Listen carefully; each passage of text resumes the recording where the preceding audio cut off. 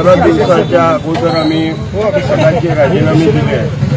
15 दिवसाच्या आतमध्ये काय निर्णय घ्यायचा ही दिशा ठरवण्यासाठी आम्ही 15 दिवस थांबलो. कारण वरील श्रेष्ठीकडून आम्ही 2 वेळा शिष्टमंडळाच्या निमित्तानं पक्षी संघटनेनं पक्षाची स्थिती सांगितली. 15 दिवसानंतरही वरून काय त्याचं आम्हाला बोलावणं आलं नाही.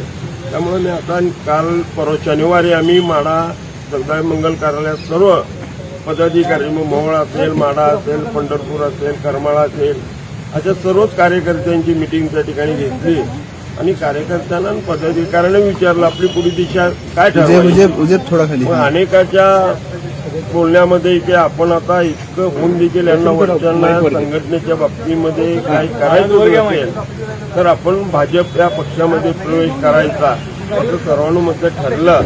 आणि त्याप्रमाणे आम्ही काल माननीय पालकमंत्री गोरेसाहेब शिवाजी सावंत सरांची भेट झाली आणि त्यांनी सांगितलं की तुम्ही भाजपमध्ये या. त्याप्रमाणे सरांनी आणि काल ज्यावेळेला मुख्यमंत्री या ठिकाणी आले त्यावेळेला माननीय पालकमंत्री आणि मुख्यमंत्र्यांची भेट घालून दिली आणि सविस्तर चर्चा केली.